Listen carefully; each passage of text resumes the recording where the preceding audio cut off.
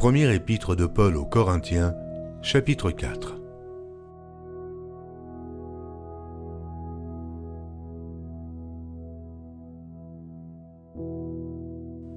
Ainsi qu'on nous regarde comme des serviteurs de Christ et des dispensateurs des mystères de Dieu. Du reste, ce qu'on demande des dispensateurs, c'est que chacun soit trouvé fidèle. Pour moi, il m'importe peu d'être jugé par vous ou par un tribunal humain. Je ne me juge pas non plus moi-même, car je ne me sens coupable de rien.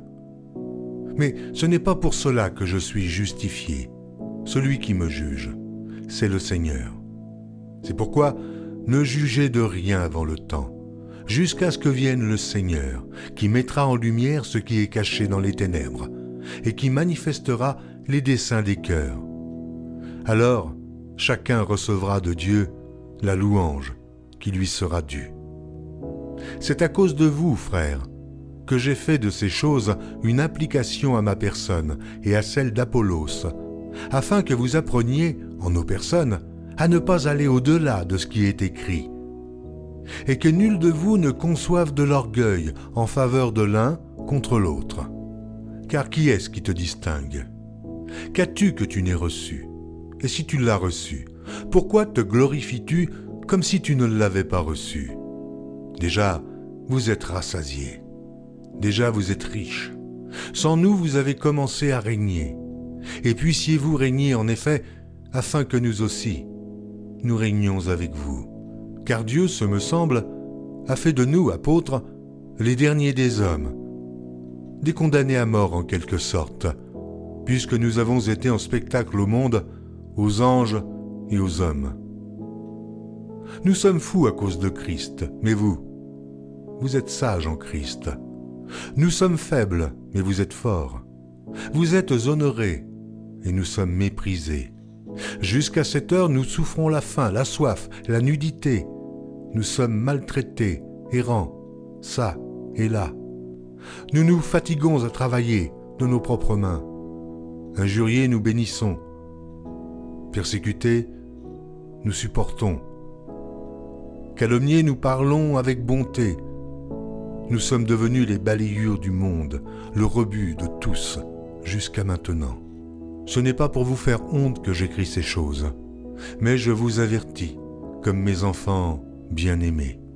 Car quand vous auriez 10 000 maîtres en Christ, vous n'avez cependant pas plusieurs pères, puisque c'est moi qui vous ai engendré en Jésus-Christ par l'Évangile.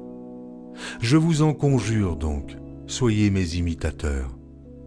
Pour cela, je vous ai envoyé Timothée, qui est mon enfant bien-aimé et fidèle dans le Seigneur. Il vous rappellera quelles sont mes voies en Christ, quelle est la manière dont j'enseigne partout, dans toutes les églises. Quelques-uns se sont enflés d'orgueil, comme si je ne devais pas aller chez vous. Mais j'irai bientôt chez vous, si c'est la volonté du Seigneur, et je connaîtrai, non les paroles, mais la puissance de ceux qui se sont enflés. Car le royaume de Dieu ne consiste pas en paroles, mais en puissance. Que voulez-vous? Que j'aille chez vous avec une verge ou avec amour et dans un esprit de douceur?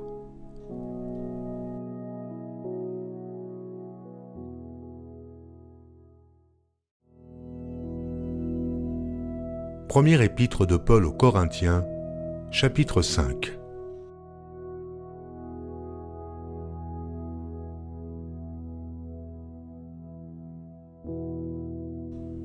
On entend dire généralement qu'il y a parmi vous de l'impudicité, et une impudicité telle qu'elle ne se rencontre pas même chez les païens. C'est au point que l'un de vous a la femme de son père, et vous êtes enflé d'orgueil, et vous n'avez pas été plutôt dans l'affliction, afin que celui qui a commis cet acte fût ôté du milieu de vous. Pour moi, absent de corps mais présent d'esprit, j'ai déjà jugé, comme si j'étais présent, celui qui a commis un tel acte. Au nom du Seigneur Jésus, vous et mon esprit étant assemblés, avec la puissance de notre Seigneur Jésus, qu'un tel homme soit livré à Satan, pour la destruction de la chair, afin que l'esprit soit sauvé au jour du Seigneur Jésus. C'est bien à tort que vous vous glorifiez, Ne savez-vous pas qu'un peu de levain fait lever toute la pâte? Faites disparaître le vieux levain, afin que vous soyez une pâte nouvelle, puisque vous êtes sans levain, car Christ, notre Pâque, a été immolé. Célébrons donc la fête, non avec du vieux levain, non avec un levain de malice et de méchanceté, mais avec les pains sans levain, de la pureté et de la vérité. Je vous ai écrit dans ma lettre de ne pas avoir des relations avec les impudiques, non pas d'une manière absolue avec les impudiques de ce monde, ou avec les cupides et les ravisseurs, ou avec les idolâtres. Autrement, il vous faudrait sortir du monde. Maintenant, ce que je vous ai écrit, c'est de ne pas avoir des relations avec quelqu'un qui, se nommant frère, est impudique, ou cupide, ou idolâtre, ou outrageux, ou ivrogne, ou ravisseur, de ne pas même manger avec un tel homme. Qu'ai-je en effet à juger ceux du dehors? N'est-ce pas ceux du dedans que vous avez à juger? Pour ceux du dehors, Dieu les juge. Ôtez le méchant du milieu de vous.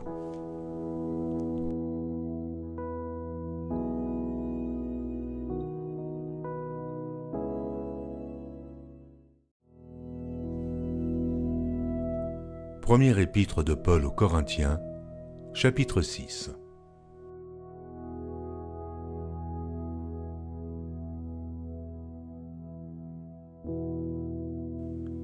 Quelqu'un de vous, lorsqu'il a un différend avec un autre, ose-t-il plaider devant les injustes et non devant les saints? Ne savez-vous pas que les saints jugeront le monde? Et si c'est par vous que le monde est jugé, vous êtes indignes de rendre les moindres jugements. Ne savez-vous pas que nous jugerons les anges? Et nous ne jugerions pas à plus forte raison les choses de cette vie? Quand donc vous avez des différends pour les choses de cette vie, ce sont des gens dont l'Église ne fait aucun cas que vous prenez pour juges. Je le dis à votre honte. Ainsi, il y a parmi vous pas un seul homme sage qui puisse se prononcer entre ses frères. Mais un frère plaide contre un frère, et cela devant des infidèles. C'est déjà certes un défaut chez vous que d'avoir des procès les uns avec les autres. Pourquoi ne souffrez-vous pas plutôt quelque injustice? Pourquoi ne vous laissez-vous pas plutôt dépouiller? Mais c'est vous qui commettez l'injustice et qui dépouillez, et c'est envers des frères que vous agissez de la sorte. Ne savez-vous pas que les injustes n'hériteront point le royaume de Dieu? Ne vous y trompez pas.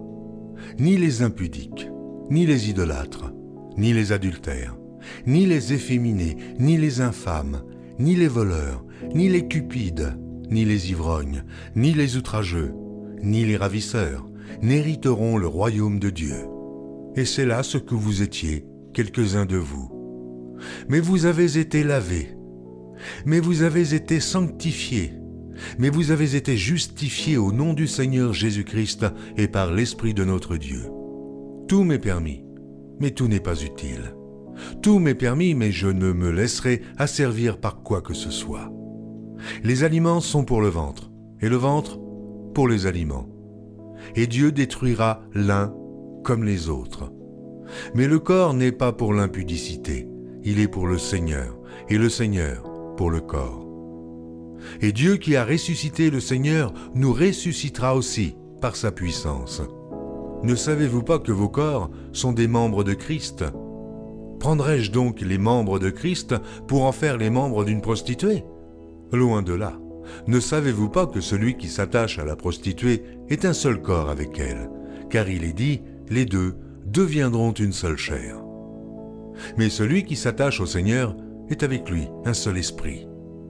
Fuyez l'impudicité. Quelque autre péché qu'un homme commette, ce péché est hors du corps. Mais celui qui se livre à l'impudicité pêche contre son propre corps. Ne savez-vous pas que votre corps est le temple du Saint-Esprit qui est en vous, que vous avez reçu de Dieu, et que vous ne vous appartenez point à vous-même, car vous avez été rachetés à un grand prix.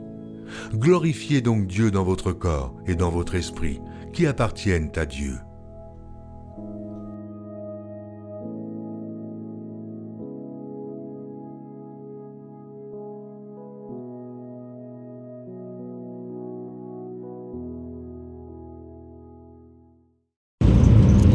mes bien-aimés. Je vais également apporter ma contribution concernant les tests du jour.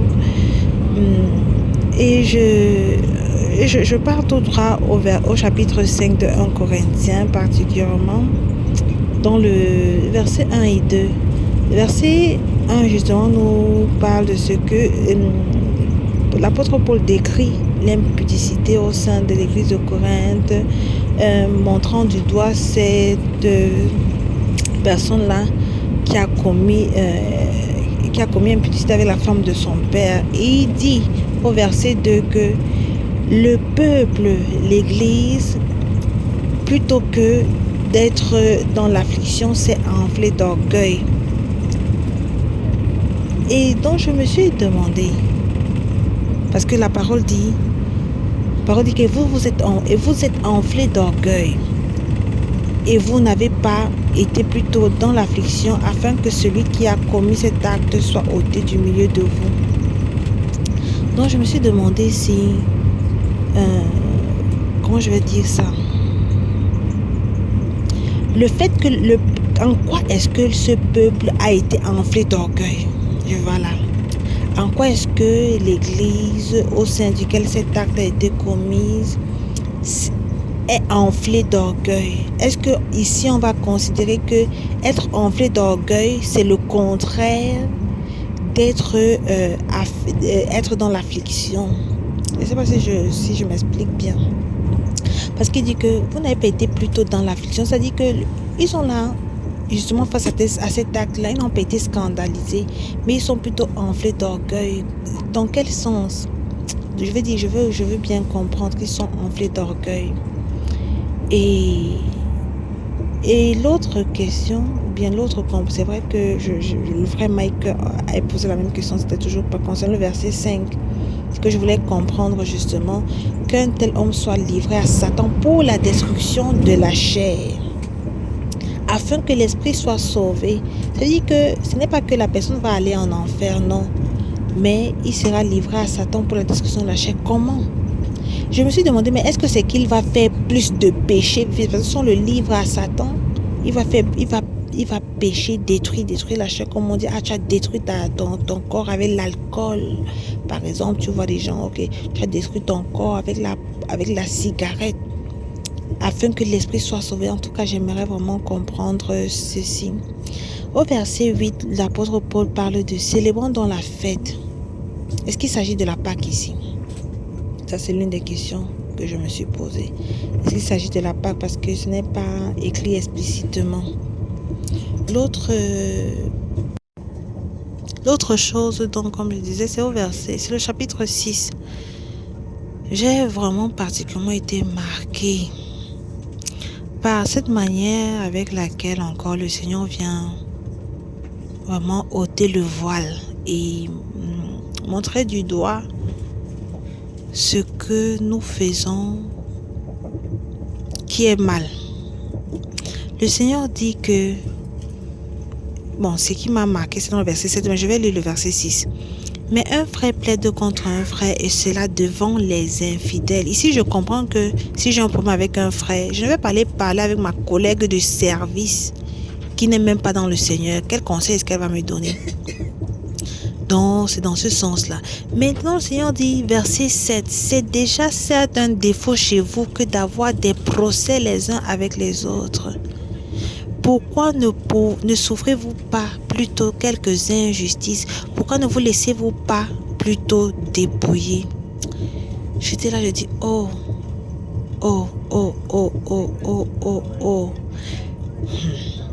On parle d'amour. On a parlé d'amour depuis, on parle d'amour aujourd'hui, on parlera encore d'amour demain.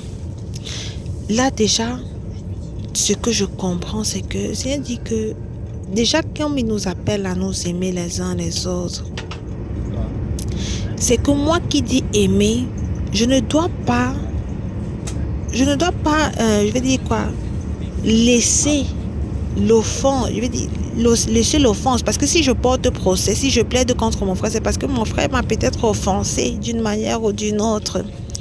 Et il dit que non, je ne dois pas laisser que l'attitude de mon frère m'offense. Je ne dois pas laisser que l'attitude de mon frère m'offense. Et de la même manière que des fois, on réplique aux offenses par une offense. Si mon frère m'a offensé, je ne dois pas répliquer dans l'offense, même dans des simples conversations.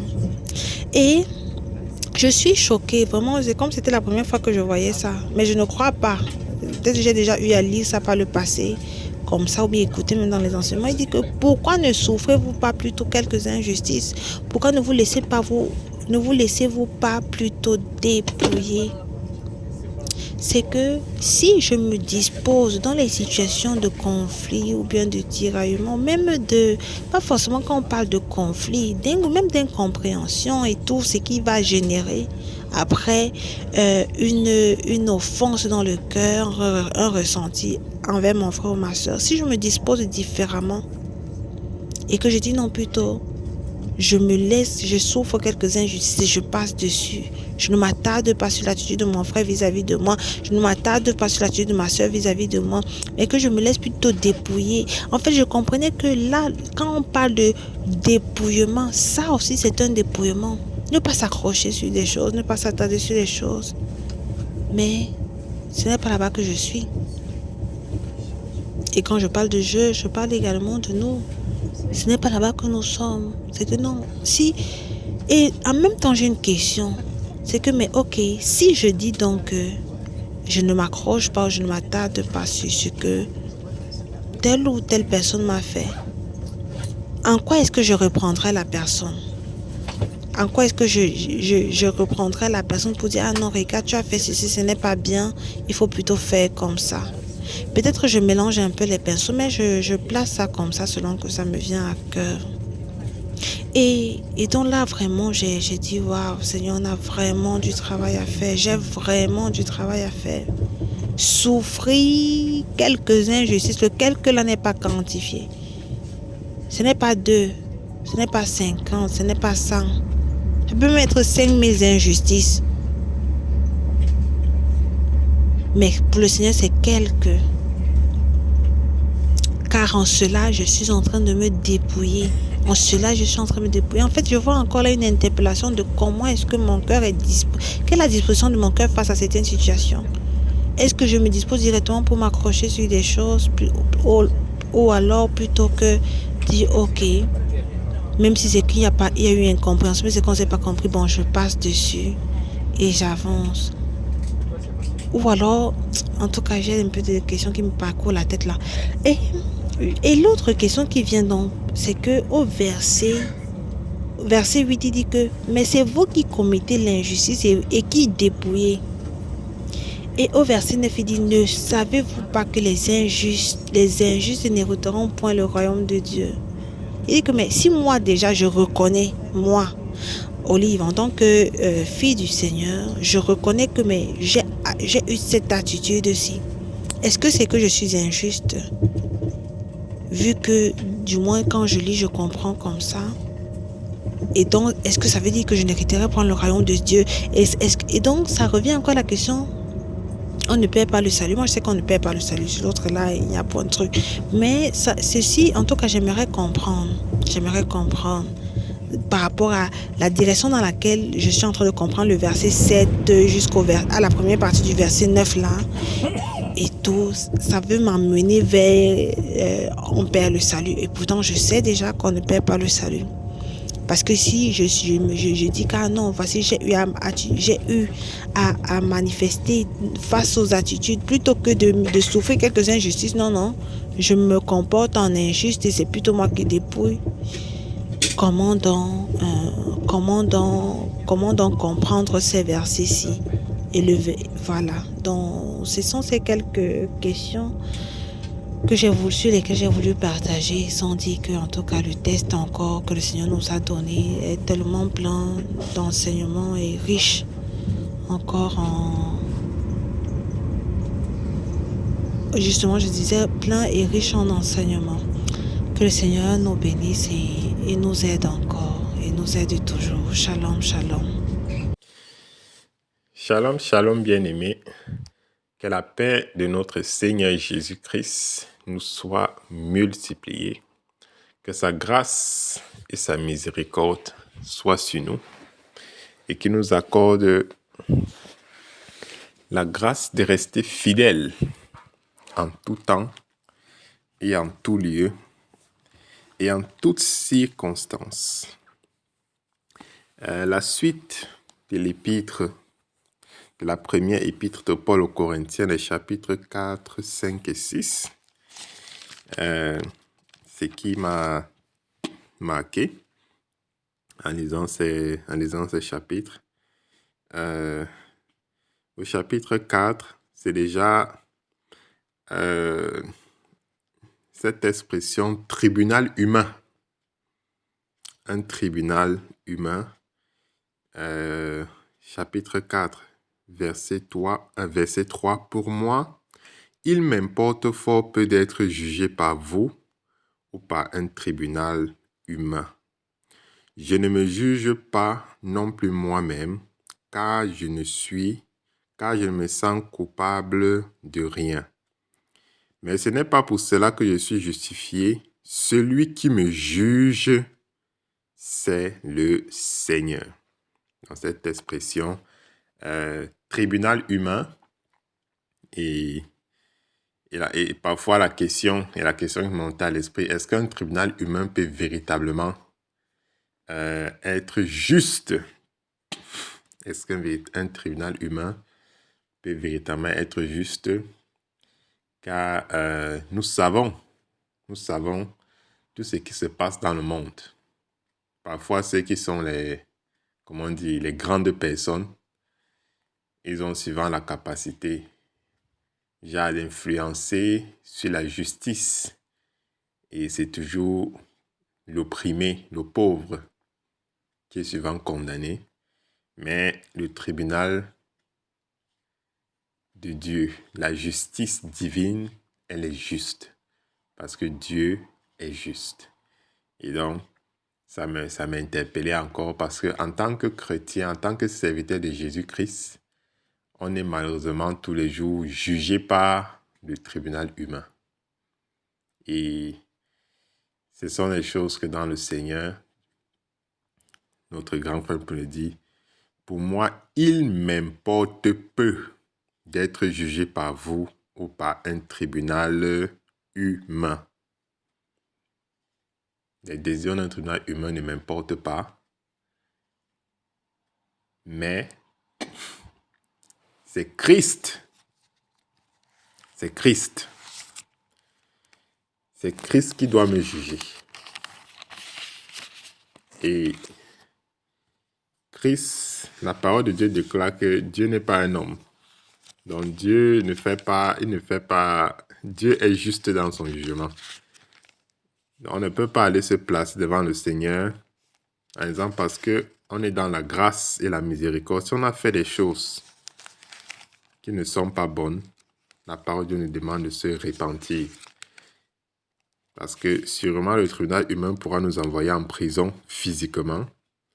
Mais puisque on va dire qu'on ne voit pas Dieu, on va se dire que non, vraiment, le péché dans lequel on vit là, je vais continuer à cause de la grâce. Non.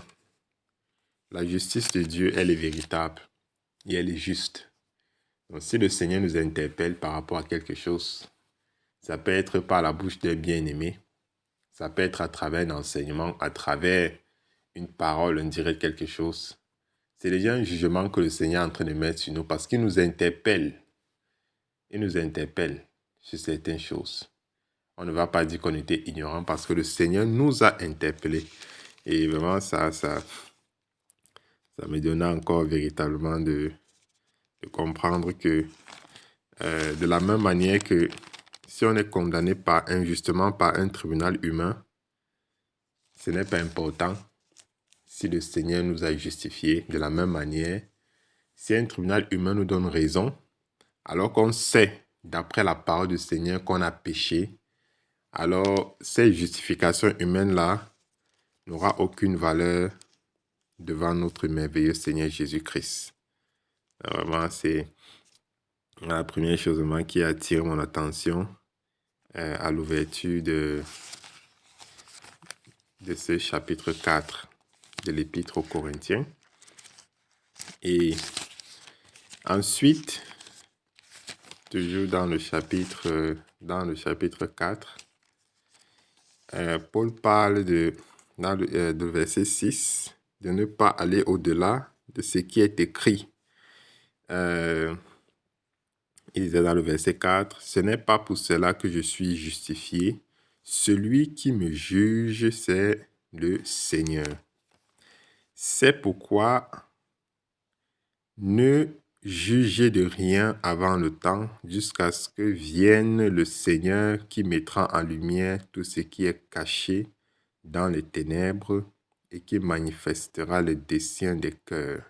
Alors chacun recevra de Dieu la louange qui lui sera due. » Verset 6. « C'est à cause de vous, frères, que j'ai fait de ces choses une application à ma personne et à celle d'Apollos, afin que vous appreniez en nos personnes de ne pas aller au-delà de ce qui est écrit et que nul de vous ne reçoive de l'orgueil en faveur de l'un contre l'autre. » Encore, je soulignais cette parole, ne pas aller au-delà de ce qui est écrit. Et malheureusement, aujourd'hui, dans le monde chrétien, il y a tellement de livres. Les gens ils expliquent leurs pensées. Ils expliquent des choses particulières que le Seigneur les a dit, des visions, de toutes ces choses-là. Et parfois, dans certaines dénominations, ces livres sont même plus importants. En tout cas, ça passe avant la Bible. Et donc, du coup, des interprétations, tout ça, ça mène parfois les fidèles dans toutes sortes de confusions. Et vraiment, ça m'interpellait encore. Je me rappelle un jour, il y avait un prédicateur américain très célèbre, très célèbre. Je suivais souvent un peu ses prédications comme ça sur Internet et tout. Et puis, une fois, bam, je tombe sur un truc. Il est en train de parler de Chrislam. J'étais choqué parce que je n'avais jamais entendu un truc pareil. Il parlait de Chrislam. Je dis que mais c'est encore quoi Chrislam? C'est qu'est-ce qu'il avait dit? C'est-à-dire on essaie de mélanger le christianisme avec la doctrine des musulmans, quoi. Vous comprenez, ça veut dire Chrislam. C'est-à-dire que tu te poses la question que mais c'est écrit où? C'est écrit où? Et donc, véritablement, aujourd'hui, on parle des trucs écuméniques et tout ça. Donc, Seigneur m'interpellait encore ici de ne pas aller au-delà de ce qui est écrit. Si vous voyez quelque chose et que ce n'est pas dans les Écritures, il faut prendre ça avec pincette et avec beaucoup de précautions. Vraiment beaucoup de précautions. Et puis, le verset 9, également, verset 9. Car Dieu, ce me semble, a fait de nous apôtres les derniers des hommes, des condamnés à mort en quelque sorte, puisque nous avons été en spectacle au monde et aux anges et aux hommes. Nous sommes fous à cause de Christ, mais vous êtes sages en Christ. Nous sommes faibles, mais vous êtes forts. Vous êtes honorés et nous sommes méprisés. Jusqu'à cette heure, nous souffrons la faim, la soif, la nudité. Nous sommes maltraités, errants çà et là. Nous nous fatiguons à travailler de nos propres mains, injurés. Nous bénissons, persécutés. Nous supportons, calomniés. Nous parlons avec bonté. Nous sommes devenus comme des balayus du monde, de rebut de tous jusqu'à maintenant. Et là, ça, c'est quand il disait ces versets, c'est waouh, que le Seigneur vraiment nous donne d'honorer vraiment parmi nous les personnes qui portent le message, les conducteurs. Parce que ce n'est pas évident. C'est beaucoup de sacrifices qu'ils font afin que nous soyons édifiés. C'est beaucoup de sacrifices. Et Paul décrit ça ici clairement dans ces versets. Comment est-ce qu'ils risquent leur vie, ils sont méprisés, parce que c'est eux qui portent le message, c'est eux qui portent la vérité qui éclaire le peuple. Et quelque part, il dit, nous n'avons désiré le pain de personne, on a travaillé nous-mêmes. On n'est pas là pour chercher un gain, on est là pour passer le message que Jésus-Christ est Seigneur.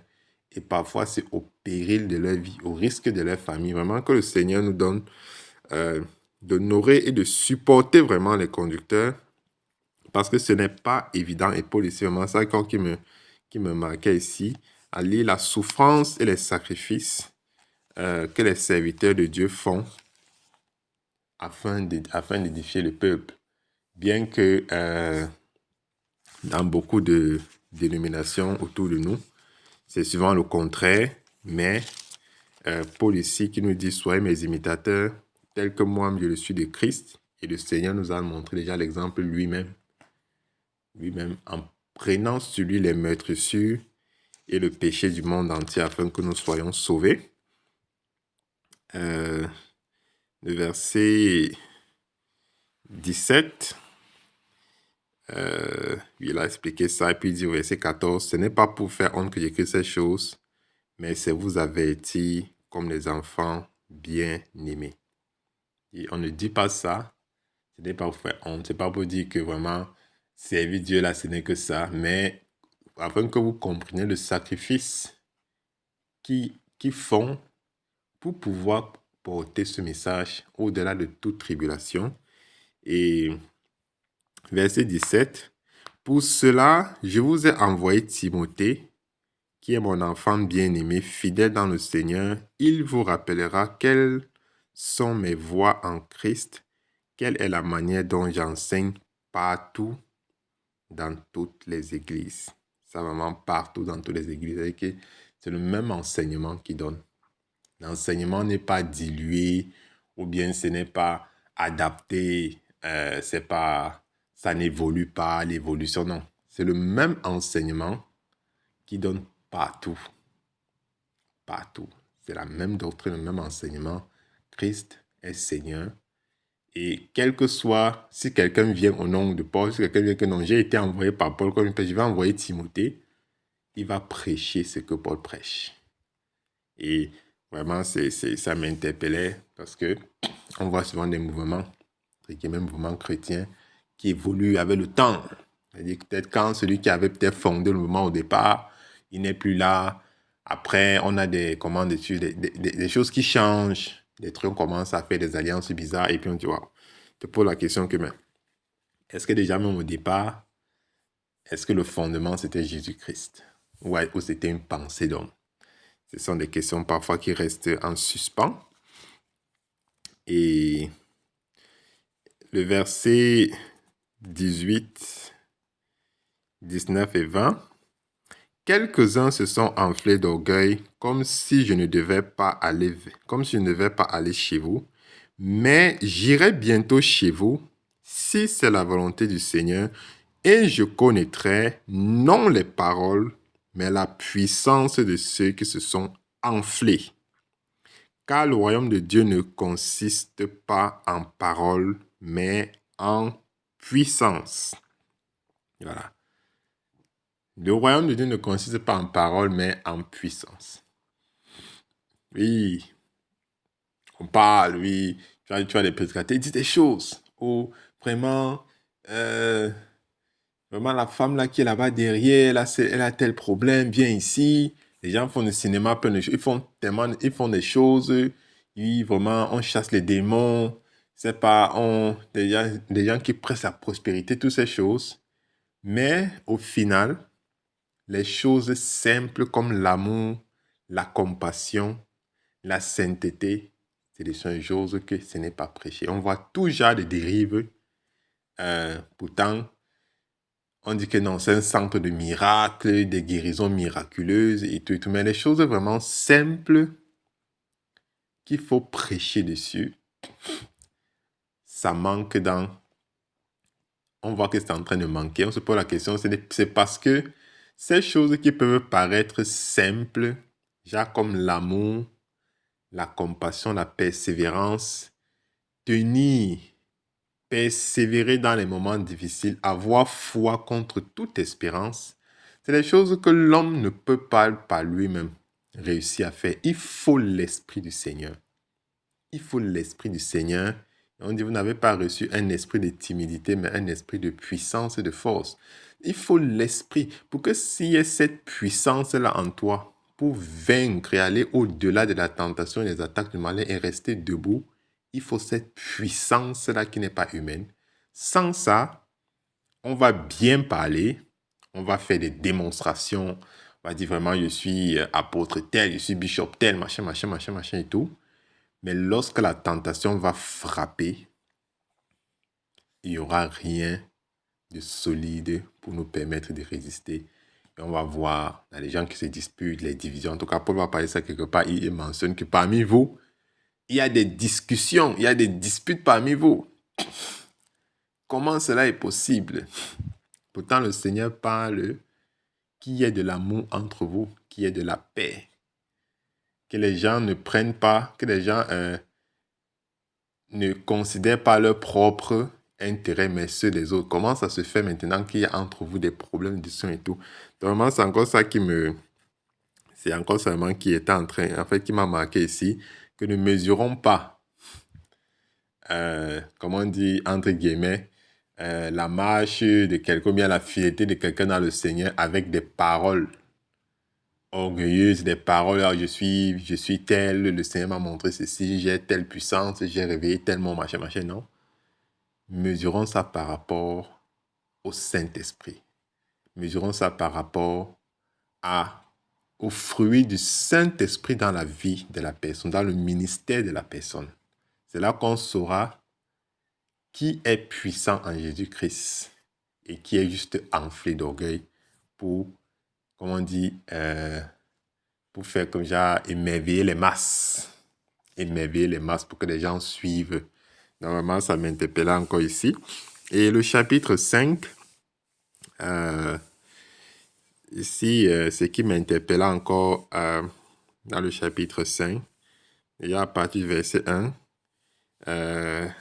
le péché qu'il y a dans l'Église. On entend dire généralement qu'il y a parmi vous de l'impudicité et une telle impudicité telle qu'elle ne se rencontre même pas chez les païens, au point que l'un de vous a la femme de son père. Et vous, vous êtes enflé d'orgueil, et vous n'avez pas été plutôt dans l'affliction, afin que celui qui a commis cet acte soit ôté du milieu de vous. Pour moi, absent de corps, présent d'esprit, j'ai déjà jugé comme si j'étais présent celui qui a commis un tel acte.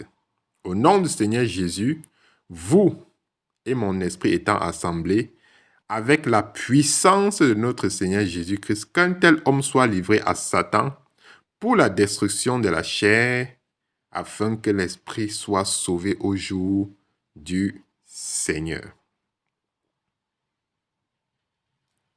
Le péché dans l'Église, il a parlé de l'impudicité. Il y a d'autres péchés, l'orgueil, les médisances, les calomnies et toutes ces choses. Il met l'accent, il ne comprend pas comment est-ce que vous, qui dites enflé d'orgueil, comme il a souligné, vous êtes, comment on dit que vous êtes des tombeaux blanchis, vous faites semblant de servir. Mais on se trouve au milieu de vous des choses qui ne sont pas conformes à la parole. Comment est-ce que vous n'avez pas sanctionné de tels hommes? Et il va le dire quelque part, dans le verset 11, on arrive. Comment est-ce que c'est possible? Comment vous continuez à maintenir des personnes ainsi à l'assemblée? Est-ce qu'ils ne sont pas en train de montrer le mauvais exemple? Est-ce qu'ils ne sont pas capables de détourner, les bien-aimés des enseignements reçus? Parce qu'on dit que mais tel a fait telle chose, mais il est toujours parmi nous. Rien ne s'est passé, ça veut dire que c'est une bonne chose, ou bien du moins, ce n'est pas si grave que ça. Donc vraiment, ça m'interpellait. Ça m'interpellait vraiment et ça attirait mon attention que véritablement que le Seigneur nous donne. Lorsque ce n'est pas bon, que ceux qui ont l'autorité d'agir, d'interpeller, ceux qui ont l'autorité d'exhorter qu'il le fasse selon comme le Seigneur lui-même prescrit. Il n'y a pas de il n'y a pas de communication entre la lumière et les ténèbres. Si quelqu'un est tombé, il faut qu'il se relève et qu'il se répande afin de revenir. On ne peut pas revenir sans la repentance. On ne peut pas venir avec le péché qui est sur nous et dire qu'on marche avec le Seigneur alors qu'on n'a pas demandé la repentance. On n'a pas supplié que le Seigneur nous pardonne. Parce que c'est le Seigneur qui pardonne, c'est lui, c'est à lui la repentance. C'est à lui. Il faut qu'on fasse ce pas de repentance vers le Seigneur. Puis dire, Seigneur, telle chose est arrivée. Je veux que tu m'accordes ta grâce pour que cela ne se produise plus. Et le Seigneur lui dit, va et ne pêche plus de peur qu'il ne t'arrive quelque chose de pire. Tu ne veux pas revenir tous les jours avec le même péché. Ça veut dire qu'il y a un problème quelque part. Il y a un problème quelque part. Vraiment que le Seigneur, ça m'interpellait, que le Seigneur vraiment donne à ceux qui ont des positions d'autorité parmi nous, que s'il y a des choses qui sont en train de corrompre le message de justice qui est prêché, le message de sainteté qui est prêché, que la sentence soit claire. Paul a clairement dit, comment vous n'avez pas ôté un tel homme du milieu de vous? Verset 5, qu'un tel homme soit livré à Satan pour la destruction de la chair, afin que l'esprit soit sauvé au jour du Seigneur. À partir du verset 6, il nous interpelle encore. C'est bien à tort que vous vous glorifiez. Ne savez-vous pas qu'un peu de levain fait lever toute la pâte? Faites disparaître le vieux levain, afin que vous soyez une pâte nouvelle, puisque vous êtes sans levain, car Christ, notre pâte, a été immolé. Célébrons donc notre fête, non avec du vieux levain, non avec du levain de malice et de méchanceté, mais avec des pains sans levain de la pureté et de la vérité.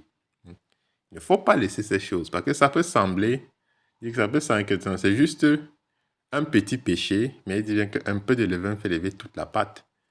Il ne faut pas permettre qu'il y ait des levains de malice et de méchanceté, qu'il y ait du péché qui traîne parmi nous. Si quelqu'un a fait quelque chose qui ne va pas, qu'il soit interpellé sur ces choses. C'est important, afin que toute l'assemblée sache que ça, ce n'est pas acceptable au milieu de nous, parce que ça ne correspond pas avec notre nouvelle créature que nous sommes. Nous sommes devenus des personnes nouvelles et donc on ne peut pas retourner. On ne peut pas ramener le monde parmi nous. On a quitté le monde pour venir en Christ. On ne peut pas ramener le monde dans le Seigneur. Vraiment que le Seigneur nous accorde cette grâce non seulement de façon individuelle, à s'interroger, à se scanner pour retirer le péché de nos vies, mais aussi en tant qu'assemblée, à prier les uns pour les autres, afin que véritablement le Seigneur nous donne de voir ce qui ne va pas au milieu de nous. Et puis, le verset 10 et 11, pour commencer au verset 9.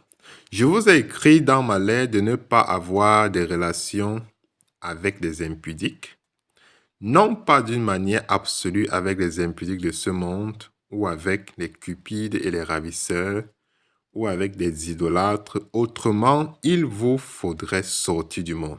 Verset 11. Maintenant, ce que je vous ai écrit, c'est de ne pas avoir des relations avec quelqu'un qui, se nommant frère, est impudique ou cupide ou idolâtre ou outrageux ou ivrogne ou ravisseur, de ne même pas manger avec un tel homme. Qu'ai-je en effet à juger ceux du dehors? N'est-ce pas ceux du dedans que vous avez à juger? Pour ceux du dehors, Dieu les juge.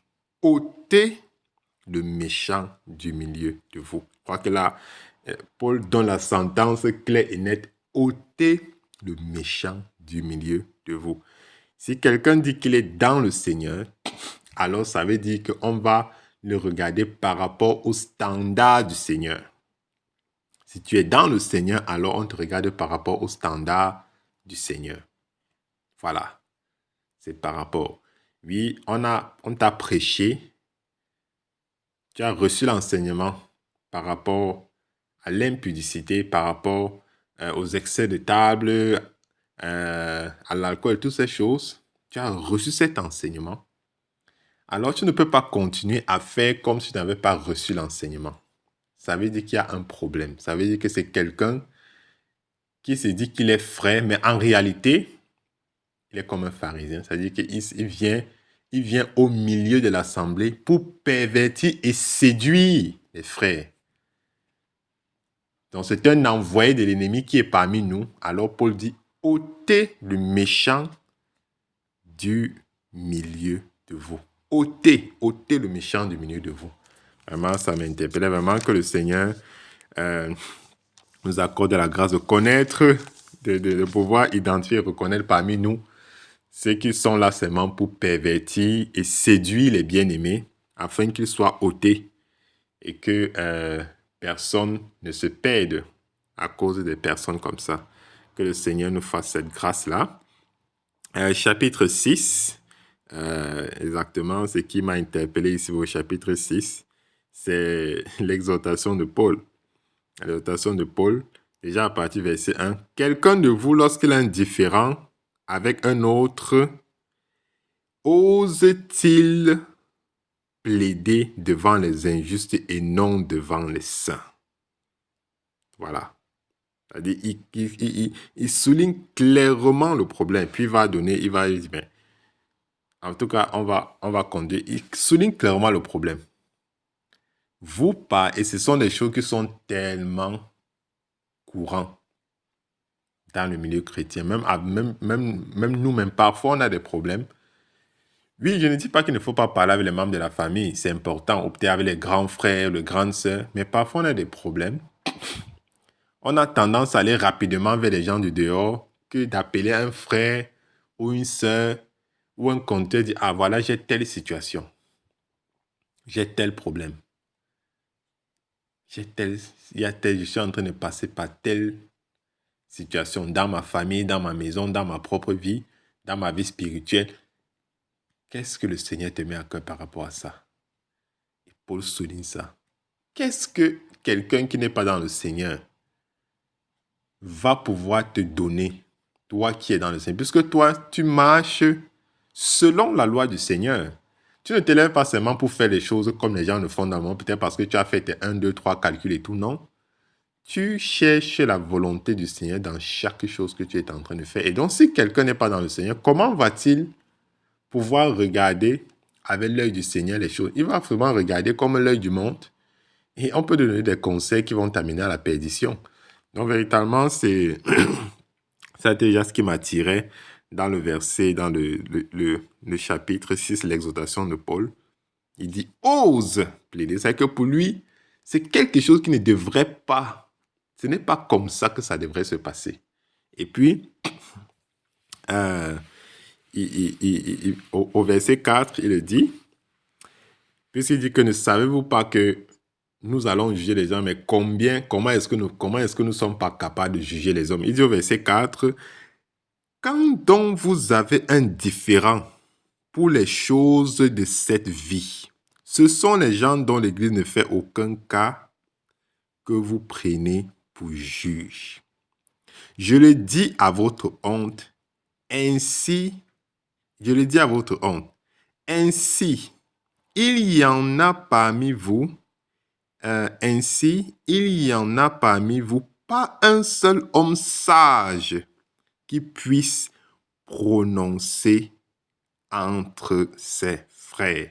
Et parfois, c'est ça. C'est-à-dire que parfois, on a des problèmes.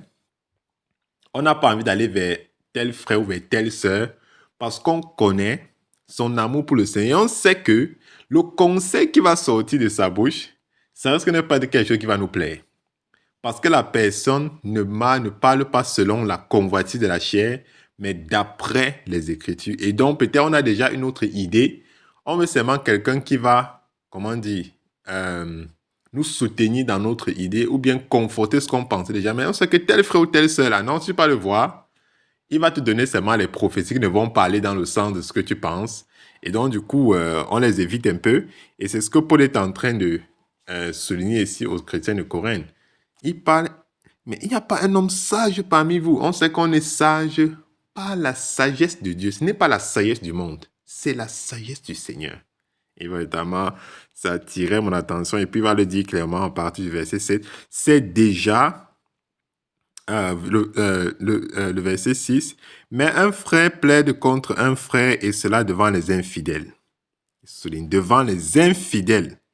C'est déjà un défaut chez vous d'avoir, c'est déjà un défaut chez vous que d'avoir des procès les uns avec les autres. Pourquoi ne souffrez-vous pas plutôt quelques injustices? Pourquoi ne vous laissez pas plutôt dépouiller? Mais c'est vous qui commettez l'injustice et qui dépouillez. C'est envers des frères que vous agissez de la sorte. Claire. Il a dit que pour la question, pourquoi il y a même d'abord des problèmes, pourquoi il y a des disputes entre vous? Pourquoi il y a des disputes entre vous? Et moi, ça m'interpellait parce que ce sont des choses qui arrivent entre nous. Et vraiment, si on regarde là dehors dans les dénominations, c'est extrêmement grave. Il y a des injustices qui se passent. Des gens qui ont des positions de dignité, des gens qui sont partis et tout. Il y a vraiment comment on dit, les classes, les clans comme ça, dans l'église et tout. Je pose la question que, mais cette exhortation de Paul, elle est partie où? Il dit que les forts soutiennent les faibles. Que les forts soutiennent les faibles. Normalement, ça m'interpellait. Est-ce qu'on est capable, de laisser passer? Laisser passer. Souffrir pour éviter qu'il y ait des discussions et des disputes dans l'assemblée. Mais au contraire, Paul nous dit non, non seulement nous qui, entre guillemets, qui sommes forts, qui sont devant, qui étaient supposés perdre les brebis, mais c'est nous qui sommes plutôt en train de s'enfler d'orgueil, de créer des problèmes, de dominer, utiliser l'autorité que le Seigneur nous a donnée, non pas pour porter son nom, mais pour devenir le grand boss, gouverner, des trucs comme ça. On transporte le mode de gouvernance du monde dans l'assemblée du Seigneur. Ou pendant que ceux qui étaient les grands qui doivent être les serviteurs, c'est plutôt l'inverse.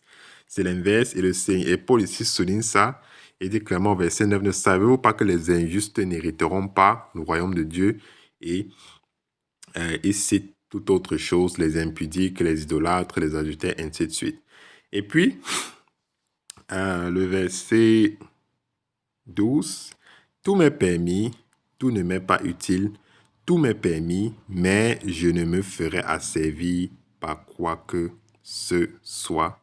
Les aliments sont pour le ventre et le ventre pour les aliments, et Dieu détruira l'un comme l'autre, mais le corps n'est pas pour l'impudicité, il est pour le Seigneur et le Seigneur pour le corps. Tout m'est permis, mais tout ne m'est pas utile. Donc, quand parfois la tentation arrive, surtout il parle ici de l'impudicité, il parle de ça, c'est-à-dire que l'impudicité, utiliser ses membres, son corps, pécher contre son corps. Quand ce péché-là arrive, les pensées, les mauvaises pensées arrivent. Pose la question, oui, je peux le faire. J'ai même la capacité de le faire, mais est-ce que c'est utile? Qu'est-ce que ça va m'apporter si ce n'est m'amener à la perdition? Qu'est-ce que ça va m'apporter? Paul nous donne, il nous exhorte. Oui, tu peux le faire, mais est-ce que c'est utile? Il nous dit, rappelle-toi que ton corps ne t'appartient plus. Ce corps-là désormais appartient au Christ et les membres sont les membres du Seigneur. Prendrais-je les membres du Seigneur pour en faire les membres d'une prostituée? Et il finit en parlant du péché, l'impudicité, verset 18. Fuyez l'impudicité. Quelque autre péché qu'un homme commet, ce péché est hors du corps, mais celui qui se livre à l'impudicité pêche contre son propre corps. Ne savez-vous pas que votre corps est le temple du Saint-Esprit qui est en vous, que vous avez reçu de Dieu et que vous ne vous appartenez point à vous-même. Voilà. Ce sont des versets. Moi, ça me réconforte, ça me rassure. Et voilà, parfois, ces mauvaises pensées qui montent dans ta tête, dans ton cœur, des mauvais conseils de tous les jours. Mais quand tu rappelles que mon corps appartient à Jésus-Christ, alors je dois faire attention avec la manière dont je traite mon corps. Ce n'est plus mon corps, ce corps appartient désormais au Seigneur parce que dans ce corps habite le Saint-Esprit. Et pour finir, le verset 20, « Car vous avez été rachetés à grand prix, glorifiez donc Dieu dans votre corps et dans votre esprit qui appartiennent à Dieu. » Et Pierre pouvait encore le souligner dans 1 Pierre, chapitre 1 des versets 17 jusqu'à 19. Pour conclure, « Si vous évoquez comme Père celui qui juge selon l'œuvre de chacun, sans acception de personne, conduisez-vous donc avec crainte pendant le temps de votre pèlerinage, sachant que ce n'est pas par des choses périssables, par de l'argent ou de l'or que vous avez été rachetés, de la vaine manière de vivre dont vous avez hérité de vos pères, mais par le sang précieux de Christ, comme d'un agneau sans défaut et sans tache. » Voilà le prix de notre rachat.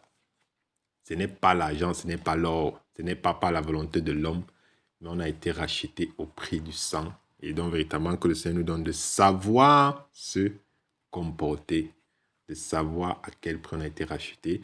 Aimant que le Seigneur nous bénisse et nous accorde sa grâce. Amen. Amen. Shalom, shalom, mes bien-aimés. Que la paix, les bontés et les faveurs de notre Seigneur et Sauveur Jésus-Christ de Nazareth vous soient abondamment données. Je rends grâce à Dieu pour cet autre jour qui nous donne encore de lire et méditer sa parole. Aujourd'hui, donc, nous avons pour texte le livre de 1 Corinthiens, les chapitres 4, 5 et 6. Je vais commencer par le chapitre 4. Je vais donc vous faire part de ce que j'ai pu noter pendant ma méditation. Le chapitre 4 de 1 Corinthiens. Je pouvais noter dès les débuts, les tout premiers versets, que l'apôtre Paul s'adresse aux Corinthiens et il leur faisait comprendre que c'est, parce que comme il avait déjà dit plus haut au chapitre 3, que nous ne devons pas glorifier les hommes, les serviteurs de Dieu, que la gloire doit être à Jésus-Christ, au Seigneur Jésus-Christ seulement et rien qu'à lui. Nous ne devons pas mettre la gloire, la gloire du Seigneur dans les hommes. Et c'est pour ça qu'il disait que eux, ils sont que eux, les serviteurs. Nous ne devons pas mettre la gloire du Seigneur, prendre la gloire qui est réservée au Seigneur et la donner aux serviteurs de Dieu. C'est ce qu'il reprochait donc aux églises de Corinthe, qu'ils doivent considérer les serviteurs de Dieu comme, ils doivent plutôt considérer les hommes comme les conducteurs, comme des serviteurs de Dieu qui sont juste là pour dispenser les mystères de Dieu, qui sont chargés de dispenser les secrets de Dieu. Donc, il ne fallait pas donner la gloire qui est réservée à Dieu aux hommes, mais considérer ces hommes comme au service de Jésus-Christ, parce qu'il a dit plus haut que la gloire, que tout nous a été donné et tout est à nous et nous sommes à Jésus et Jésus est à Dieu. Donc, c'était dans la suite pour élucider encore ce qu'il a dit au chapitre 3, à la fin, au tout dernier verset du chapitre 3. Donc, il appelle donc Et ce qui est donc recommandé aux serviteurs ici, aux conducteurs ici, c'est d'être fidèle. C'est d'être fidèle à la tâche que le Seigneur a confiée à chacun. Chacun d'eux.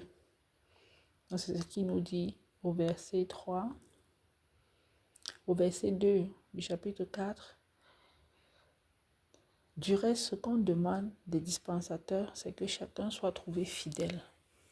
Donc, ce que je pouvais noter là. Et je vais passer comme ça au verset 5. Je vais passer directement au verset 5. Il est écrit, le verset 5 nous dit ceci: c'est pourquoi ne jugez rien avant le temps, jusqu'à ce que vienne le Seigneur, qui mettra en lumière ce qui est caché dans les ténèbres et qui manifestera les desseins des cœurs. Alors chacun recevra de Dieu la louange qui lui sera due. Je pouvais comprendre ici que quand tout ce que nous faisons ici sur terre, nous pensons que nous faisons en cachette, que personne ne nous voit. Même ce que nous disons, nous pensons dans nos cœurs. L'apôtre Paul nous fait comprendre ici que le Seigneur, lui, il connaît tout, il voit tout et il entend tout. Et le moment venu, il va exposer cela. Donc, c'est un appel encore à être vigilant, à tenir sa langue, à purifier ses pensées. Que le Seigneur nous aide afin de garder nos pensées pures dans la pureté. Parce que imagine, tu penses des choses et que demain, le Seigneur se révèle et il dit des trucs là. Et il révèle ce que tu as pensé dans ton cœur. Tu vas te sentir mal à l'aise, gêné. Donc, ici, c'est ce que je pourrais comprendre. Donc, nous devons faire attention à ce que nous pouvons rester comme ça et parler. Et ce que nous pouvons parler dans les ténèbres, en cachette. Parce que au grand jour, cela sera révélé. Tenons notre langue vraiment, ou alors notre cœur, nos pensées, notre esprit dans la pureté. Le verset 9 nous dit que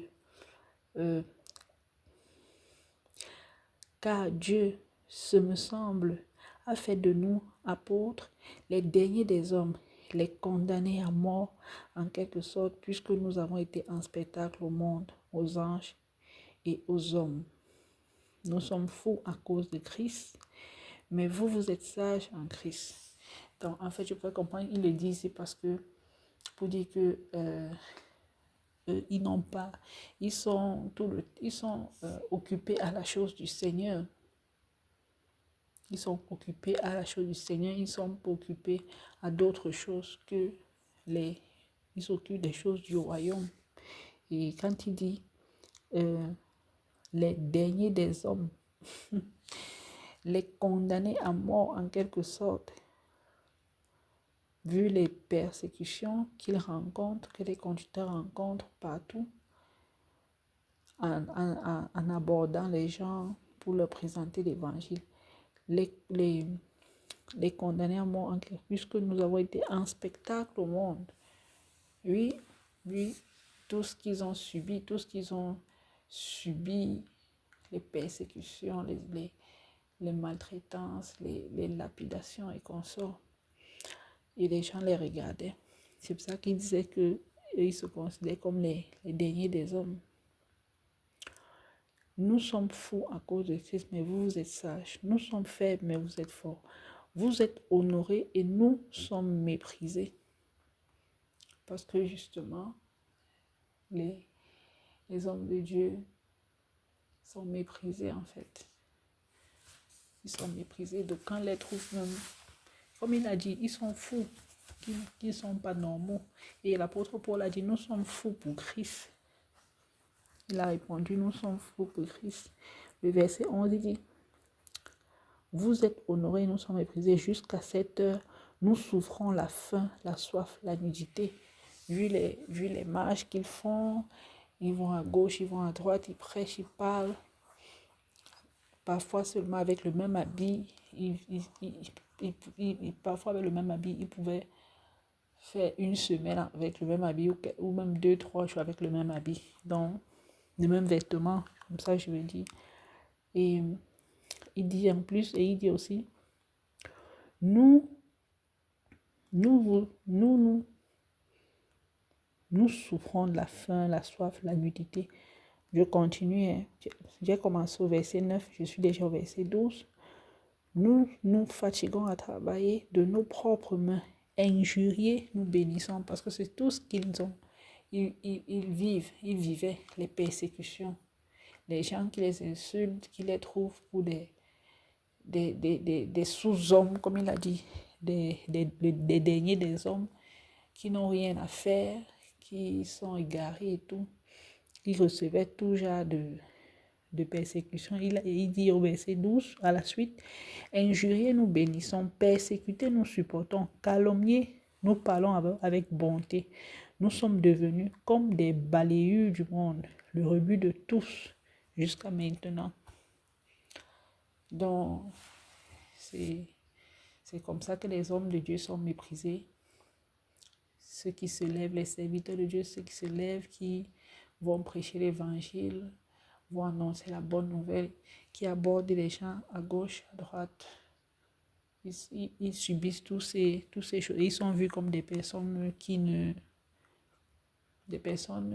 réfléchissent pas, qui n'ont rien à faire, qui sont nuisibles en fait.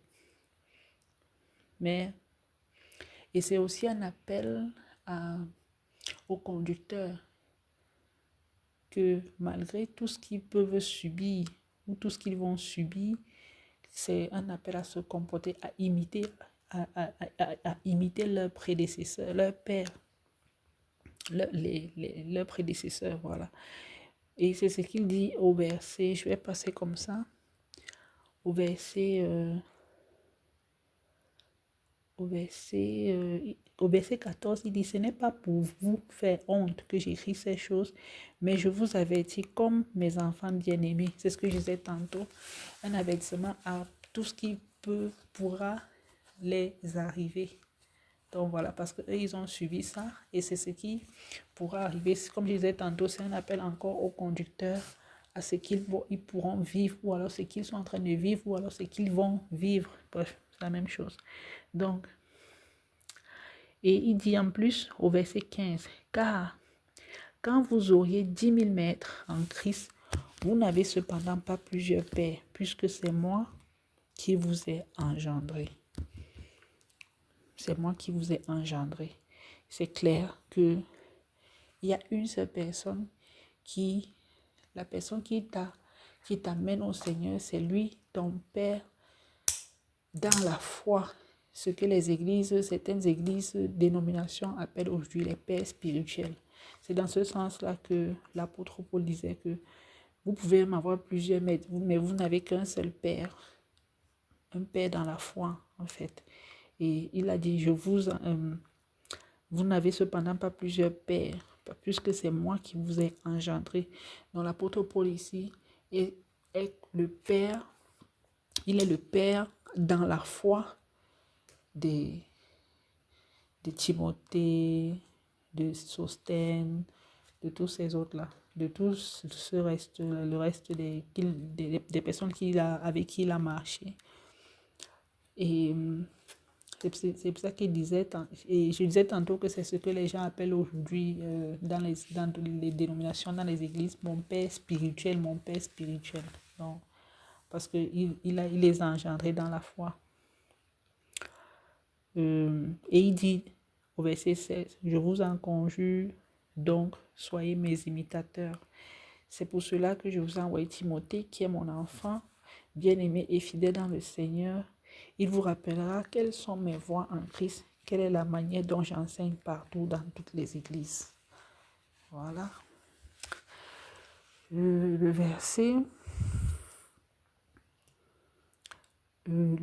18 nous démontre encore ici combien les Corinthiens étaient aussi enflés d'orgueil, pleins d'orgueil. Eux, ils se disaient que l'apôtre Paul ne devait plus passer chez eux. Et du coup, chacun faisait ce qu'il voulait. Et l'apôtre Paul a dit, Si je reviendrai vous voir si Dieu le veut, si Dieu le permettrait. Donc, parce qu'il disait qu'il voulait voir, comme ils sont tellement orgueilleux là, il voulait voir à quel niveau, comment eux ils travaillent. Il dit, mais j'irai bientôt chez vous, verset 19. Non, je vais commencer à lire à partir du verset 18. Quelques-uns se sont enflés d'orgueil, comme si je ne devais pas aller chez vous. Mais j'irai bientôt chez vous si c'est la volonté du Seigneur, et je connaîtrai non les paroles, mais la puissance de ceux qui se sont enflés. Car le royaume de Dieu ne consiste pas en parole, mais en puissance. Ça me rappelle encore ce qu'on a lu au chapitre 2, du verset 4, qui disait et ma parole et ma prédication ne reposaient pas sur les discours persuasifs de la sagesse, mais sur une démonstration d'esprit de puissance. Donc l'apôtre Paul disait qu'il va aller, il va venir et il va voir tous ceux qui sont en fait d'orgueil là. Si ils travaillent avec si ils le font avec la bouche, ou alors il y a aussi la puissance qui se manifeste, qui est manifestée, pardon. Alors je vais passer comme ça au chapitre 5.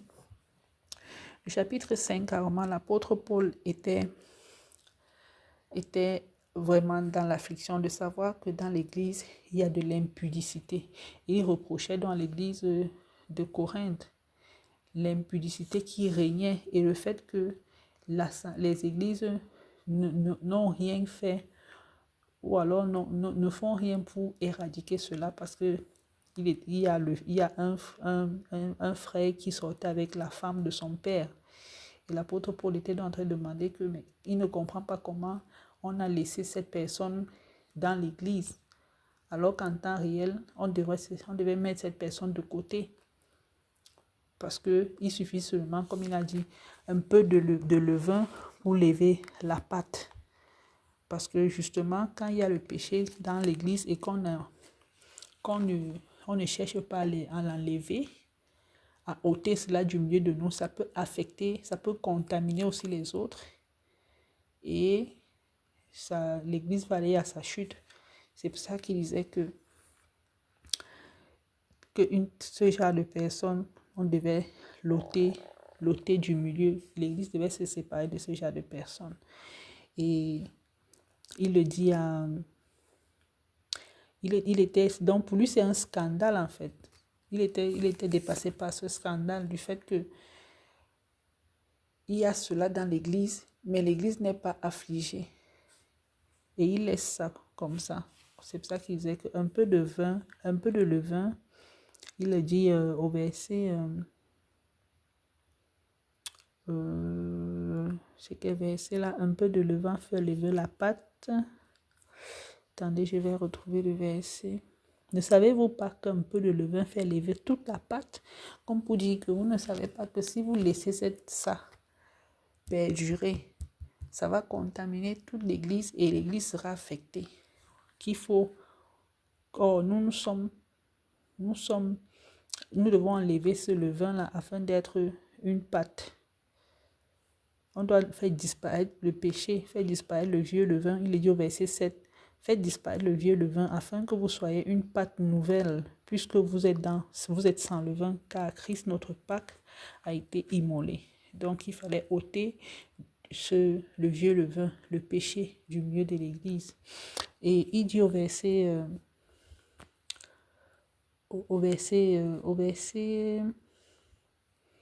9, chapitre 5, je vous ai écrit dans ma lettre de ne pas avoir des relations avec des impudiques, non pas d'une manière absolue avec les impudiques de ce monde ou avec les idolâtres. Bon, du verset 9 au verset 13 pratiquement, il voulait faire comprendre que ce genre de personnes, on doit l'écarter du milieu de l'église afin qu'il n'affecte pas. Bref, c'est tout la suite de ce que je disais tantôt. Ce n'est pas qu'on ne doit pas marcher avec, on doit s'éloigner des gens du monde. Non, parce que si c'est qu'on doit s'éloigner des gens du monde, alors pourquoi ça ne sert à rien d'être dans le monde? Nous sommes dans le monde, mais nous ne sommes pas du monde. Ça ne veut pas dire que... Mais il reprochait le fait que entre nous, dans l'église de Corinthe, on laisse ce genre de choses croître, quoi.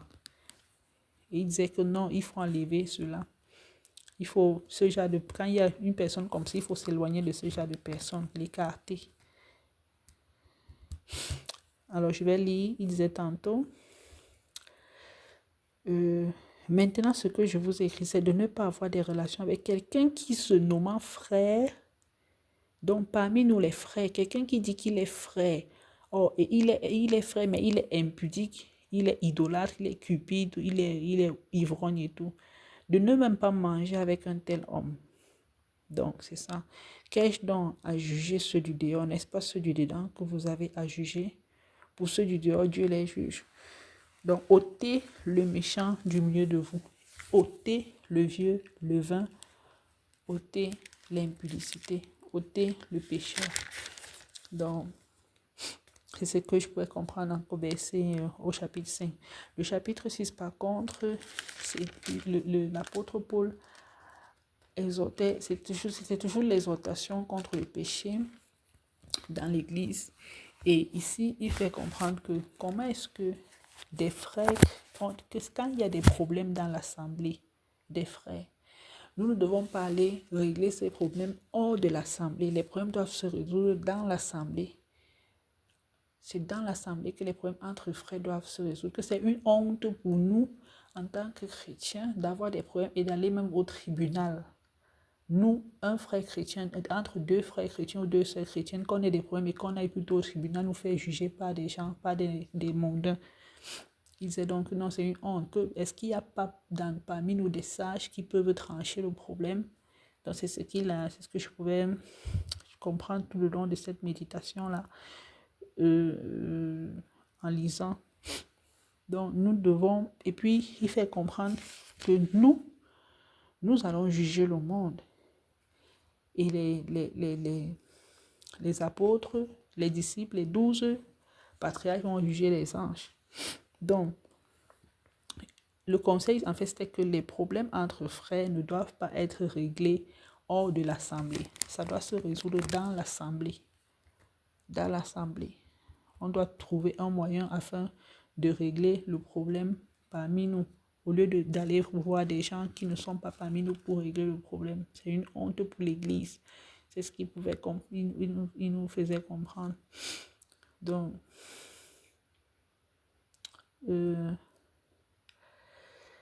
et maintenant, je vais passer direct comme ça au verset 12, où il est écrit « Tout m'est permis, mais tout n'est pas utile. » Tout m'est permis, mais tout ne m'est pas utile. Avant de faire quoi que ce soit, je dois me poser la question de savoir en quoi cela m'est utile. Si je vois que ça ne m'est pas utile pour quelque chose, pour grand chose, ça ne me sert à rien je sais pas, de faire ce que j'ai à faire, quoi. Donc, il faut toujours se poser cette question. En quoi telle chose m'est utile? En quoi regarder ce film est utile pour ma vie chrétienne? En quoi parler mal de telle personne m'est utile? En quoi donc? Il m'est permis de le faire, mais en quoi ça m'est utile? Voilà, si ça ne m'est pas vraiment utile, alors je dois m'en éloigner. C'est ce que je pourrais comprendre là.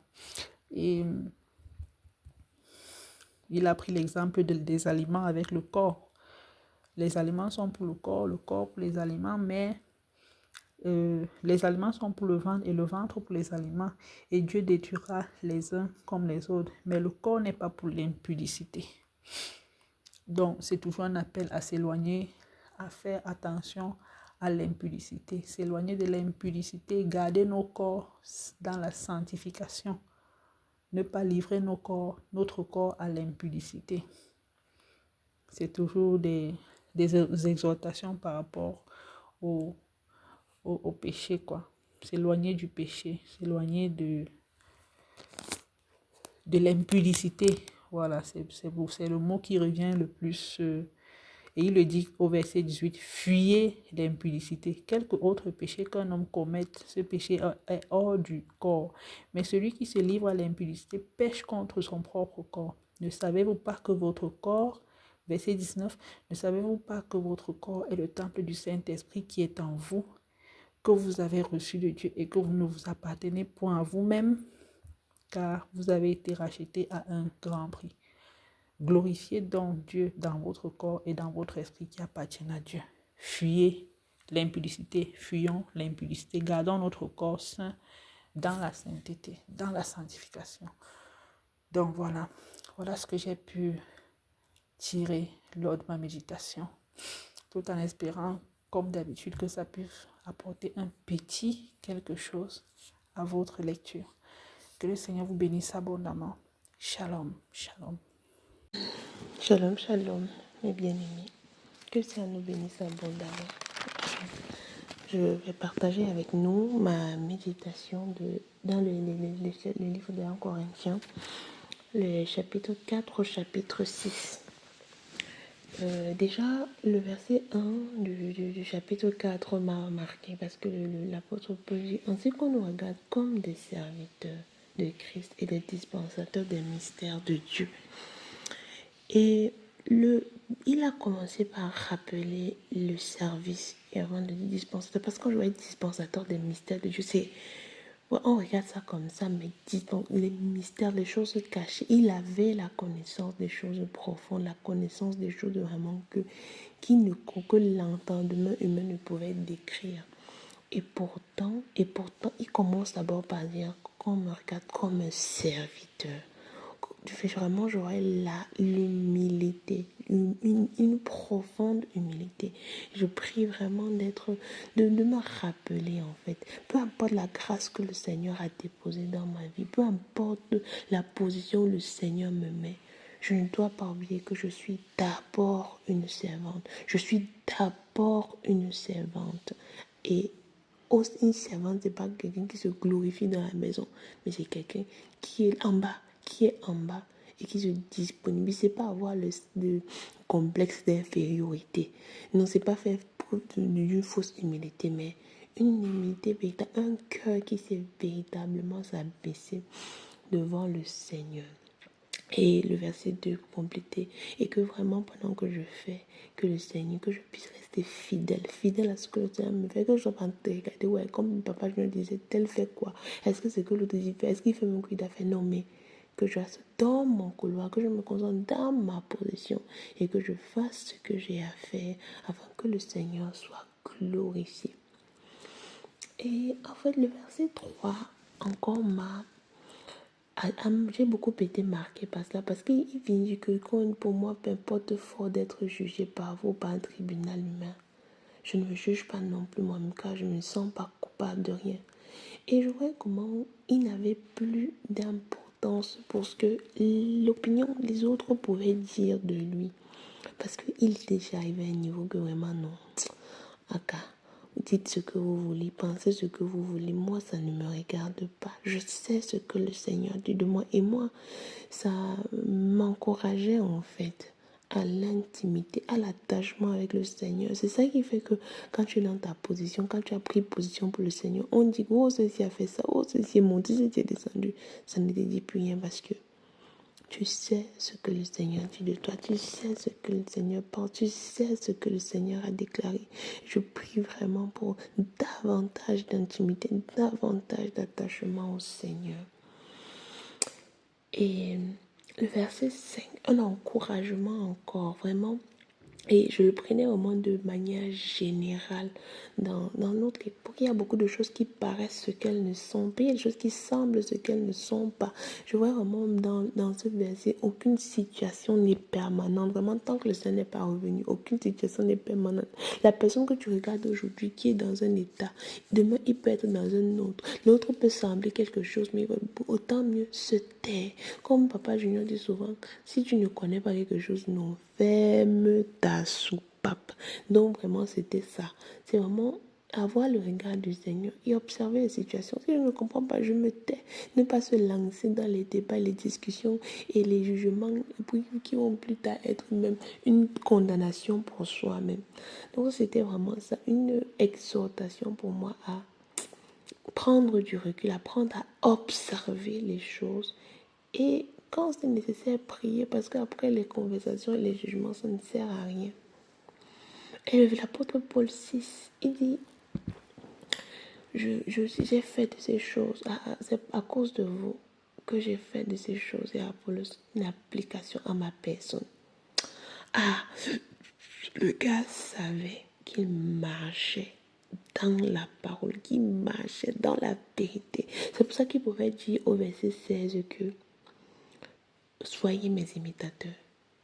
Vraiment parce qu'il savait que j'obéis au Seigneur. Les Écritures, ce que la révélation que j'ai eue, c'est dans ça que je marche. Que le Seigneur fasse vraiment de nous des modèles pour notre génération et qu'il augmente encore les modèles. Notre génération a vraiment besoin de modèles, des personnes à imiter. Et pas dans le mauvais sens. Parce qu'il y a tellement d'influenceurs là, il y a tellement de mauvais exemples là-dedans. Mais le Seigneur veut des modèles. Oh, puissions-nous l'être. Puissions-nous être véritablement des modèles. Puissions-nous en avoir encore. Des personnes qui appliquent vraiment la parole à leur vie. Et qui marchent comme cela le veut.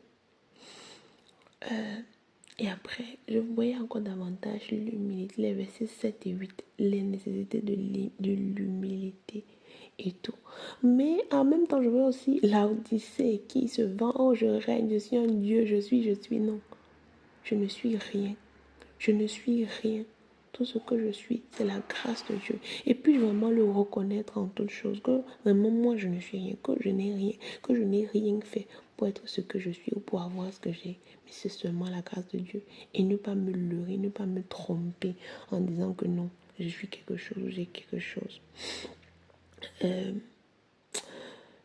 Seigneur, que Dieu, quand je lisais le chapitre, les versets 9 jusqu'au verset 11, que Dieu bénisse ses serviteurs, que le Seigneur bénisse ses serviteurs, qui s'exposent chaque fois pour nous, son peuple, qui ne ménage d'aucun effort en fait, pour que nous recevions la parole, pour que nous recevions la véritable parole du Seigneur, vraiment que le Seigneur bénisse ses serviteurs. Et puissions-nous vraiment suivre ces exemples-là de personnes qui, même au milieu des injures, bénissent, qui supportent la persécution, les calomnies, et malgré le mépris que nous supportions, et pour que le nom du Seigneur soit glorifié. Que le nom du Seigneur soit glorifié. Le verset 17 me disait vraiment, je priais pour que le Seigneur fasse de moi vraiment une personne loyale, une personne qui peut véritablement rendre le témoignage de ce qu'elle a reçu, une personne fidèle comme Timothée. Il dit, je vous envoie Timothée, mon enfant, et fidèle dans le Seigneur. Vraiment que je puisse être quelqu'un à qui on peut transmettre ce genre de message. Que non, que maman Jenny peut dire que non, je vous envoie la coucou, que vraiment, ce que je vous disais là, comme maman Sarah peut dire que non, je vous envoie. Oui, que je puisse être cette personne-là parce que ma fidélité est visible. Oh Père, fais-moi grâce.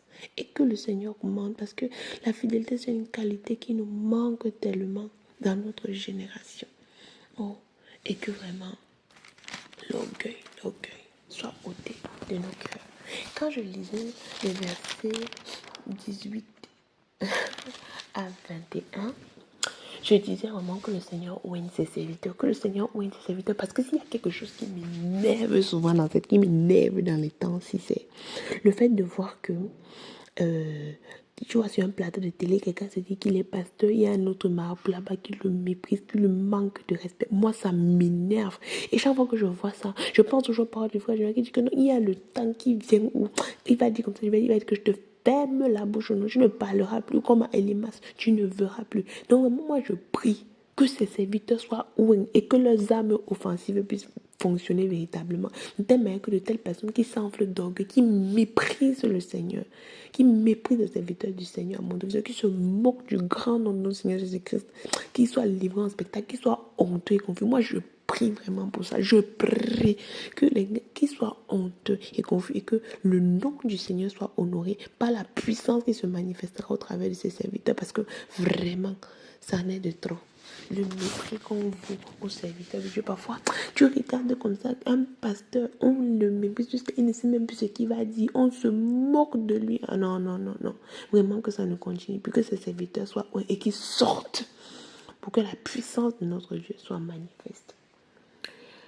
Le chapitre 5, les premiers versets, était vraiment le verset 6 déjà. Les premiers versets étaient vraiment encore genre, waouh, le Saint-Esprit est là. Le Saint-Esprit est là, mais on ne doit pas baisser la garde. C'est vrai que nous avons le Saint-Esprit, mais ça ne veut pas dire que notre caractère est parfait. C'est vrai que nous avons le Saint-Esprit, mais ça ne veut pas dire qu'on ne peut pas se retrouver. Parce que quand je voulais lu ça, moi j'étais choquée. Parce que je dis, wow, ce sont des gens qui avaient reçu le Saint-Esprit. L'apôtre Paul dit qu'il ne leur manquait aucun don. Donc en ce qui concernait les dons, ils avaient déjà tout. Ils étaient seulement ok, attendant le retour du Seigneur. Mais voilà les gens qui avaient les dons. Le parler en langue, les prophéties, les paroles de connaissance, la guérison, les paroles de sagesse. Bref, la foi, la liberté. Ils avaient tout ça. Et pourtant, ils avaient l'impudicité au milieu de telle manière que même les païens prenaient les cours. Ah Seigneur, puissions nous mouler notre caractère. Seigneur, pour moi, quand je vois ça, c'était encore vraiment la nécessité de rentrer devant le Seigneur. Mon caractère, Père, expose les caractères en moi qui ne sont pas de toi. Il faut me nettoyer. Il ne faut pas que l'onction vienne seulement faire sortir l'Égypte de moi, pardon, mais que ce soit le caractère de Christ qui soit manifeste. Donc, quand j'ai lu encore le verset 6, quand il dit que c'est à tort que vous vous glorifiez, ne savez-vous pas qu'un peu de levain fait lever toute la pâte? Ça m'a fait penser à un partage qui est encore publié sur Bambaïba, sur Gaël le frère. Le titre c'est « Le péché que tu chéris finira par te tuer ». C'est ça. Parce qu'il y a des choses qu'on néglige, qu'on cajole, non mais ça c'est rien, non mais ça c'est rien. Mais plus tard, ça devient fatal. Puissions-nous ne pas cajoler le péché, mais vraiment que on s'épure, puis être épuré davantage, que la sainteté de Christ soit palpable au travers de moi, véritablement, que sa vie soit visible au travers de moi, véritablement. C'est ma prière. Ensuite, il y a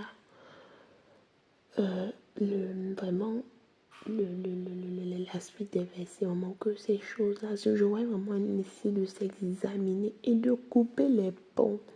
Parce que quand il a dit le verset 11, il dit que non, que ce n'est pas que je dis ne pas avoir une relation avec tous les impies, mais avec ceux qui disent qu'ils sont chrétiens. Parce que parfois, certains chrétiens te disent non, mais ça ce n'est pas grave, non, mais ça ce n'est pas grave, non. Avec ça là, il faut se séparer, il dit non, papa, non, je fuis. Ah non, pardon, vraiment que le Seigneur nous aide, qu'on ne tolère pas. Les gens qui te disent que non, tu peux boire, il n'y a pas, n'est-ce pas, on a mis à Timothée pour t'encourager à te livrer à l'alcool, à l'ivrognerie, qui te dit non, mais ça ce n'est pas grave, ça ce n'est pas un péché, non. Le péché c'est le péché, on ne doit pas le caresser et le méchant doit se quitter du milieu de nous. Maintenant, j'avais une question dans le chapitre 6. Quand il dit que les versets 2 et 3, il dit, ne savez-vous pas que les saints jugeront le monde? Je comprends que ce n'est pas tous les saints qui vont juger le monde. Et je pense que c'est réservé à une catégorie de personnes, à une catégorie d'apôtres et de prophètes d'exercer ce jugement dont il est question ici. Et quand il dit donc savez-vous pas que nous jugerons les anges? Quand il dit nous, moi j'ai compris qu'il parlait d'eux, pas de nous tous, les saints. Mais maintenant, les anges dont il est question ici, ce sont les anges en tant qu'êtres spirituels ou les anges en tant que messagers. Donc ce sera toujours des hommes, mais qui seront jugés par d'autres hommes. Parce que je sais que, si je comprends, un peu maintenir aux enseignements, c'est que chaque apôtre d'une époque, chaque messager d'une époque, il entrera avec les gens de son époque et il jugera aussi les gens de cette époque-là. Maintenant, si on parle des anges ici comme des êtres spirituels, sur la base de quoi en fait ils seront jugés par les apôtres? Je ne sais pas si ma question se fait comprendre. Non, ça c'est ma question. Ah, le verset 5, pour continuer, le verset 5 me disait, donc vous avez des différends pour les choses de cette vie, bref. Et c'est déjà à notre honte, que le Seigneur puisse vraiment nous épargner des disputes, des différends sans sens, et puis qu'il suscite davantage d'hommes sages au milieu de nous qui puissent prononcer entre les frères et que nous ne soyons pas là en train de plaider devant les uns contre les autres, devant les infidèles. Et le verset 7 me faisait comprendre que les injustices que l'on subit, que je subis, si je trouve que quelque chose est injuste, c'est parce que ça a pour but de me dépouiller de ma nature. Il y a quelque chose que ça va venir ôter. Et donc, au lieu de me plaindre, au lieu de dire que vraiment, pourquoi tu m'as fait ça, j'ai vraiment dit que non, c'est trop injuste, je ne veux pas. Je dois plutôt chercher le message qui se cache derrière, et me laisser nettoyer, me laisser purifier, parce que l'injustice a pour but de révéler la justice de Dieu en moi, de peaufiner le caractère de Christ. Donc, je ne dois pas vraiment seulement crier au scandale, oh, injustice, mais de me laisser dépouiller, de laisser ôter encore ce qui est du monde en moi. Pour la suite maintenant, il dit que vraiment quand il y a des injustes et tout, je priais encore pour être nettoyée, pour être purifiée. Et de ces choses-là, que c'est ça encore à moi que le Seigneur puisse ôter. Et le verset 11 m'a vraiment réconforté de ma nature. Quand il dit, mais vous avez été lavés, vous avez été sanctifiés, vous avez été justifiés au nom du Seigneur Jésus-Christ et par l'Esprit de notre Dieu. Alléluia. Merci Père, parce que c'est lui qui l'a fait. Merci Seigneur Jésus-Christ de Nazareth. Et ça me conduit au verset 12 qui me fait dire que non, je ne dois pas me laisser asservir parce que j'ai été justifié par Christ, j'ai été nettoyé. Je ne dois pas vivre n'importe comment. Je ne dois pas être à nouveau esclave du monde, mais au contraire, je dois me purifier, je dois me sanctifier pour davantage lui ressembler parce que mon corps est pour le Seigneur et le Seigneur est pour mon corps. Amen. Mon corps, ce sont les membres de Christ. Donc, je ne dois pas prendre mes membres pour en faire quoi que ce soit. Je ne dois pas utiliser mon corps comme si c'était mon corps, mais je dois vraiment me laisser conduire par le propriétaire de mon corps. Parce que, et travailler, c'est travailler davantage mon intimité, travailler davantage mon attachement au Père. Parce qu'il dit que celui qui s'attache au Seigneur est avec lui un seul esprit. Alors son esprit pourra communiquer à mon esprit sa volonté, ses plans, ses paroles, ses désirs. Et son caractère sera manifeste au travers de moi. Vraiment, je lisais ça, j'étais encore davantage à chercher, à creuser, à fouiller le Seigneur dans l'intimité. Parce que mon corps est le temple du Saint-Esprit. Je ne dois pas me livrer au péché. Je ne dois pas me livrer à l'impudicité, mais je dois me préserver dans le secret, dans l'intimité, au lieu de me livrer à la volupté, à n'importe quoi, je dois me livrer au Seigneur tout entier, parce que j'ai été racheté à un grand prix et ma vie doit glorifier le Seigneur. Ma vie dans toutes ses dimensions, mon corps, mon âme et mon esprit doit glorifier le Seigneur. Amen, amen, amen. Que le Seigneur nous bénisse et nous comble davantage au nom de Jésus-Christ notre Seigneur. Amen. Shalom mes frères et sœurs, que la paix et la grâce du Seigneur Jésus vous soit multipliée. Je partage la méditation de 1 Corinthiens 5. On dit dans 1 Corinthiens 5 qu'il n'y a pas de... On n'entend jamais dire qu'il y a de l'immoralité sexuelle parmi vous. Et une immoralité telle que l'on ne la mentionne même pas chez les non-croyants. C'est au point que l'un de vous a pris la femme de son père. Alors ce passage, quand je médite dessus, ça m'interpelle sur la nécessité de se préserver de l'immoralité sexuelle. Et ce n'est pas parce que nous sommes dans le corps du Christ que ça ne peut pas arriver. Mais nous avons le devoir de veiller sur nous-mêmes et de veiller sur les autres en tant que conducteurs. À ce que ces pratiques-ci ne puissent pas s'installer tel un nid dans les assemblées. Et pour cela, nous avons l'enseignement qui nous est donné et nous devons veiller spécialement sur l'enseignement de la femme, l'habillement de la femme. Comment est-ce que la femme doit être vêtue? C'est vraiment un truc très important parce que c'est C'est l'une des portes par laquelle l'immoralité sexuelle s'installe dans la vie des personnes.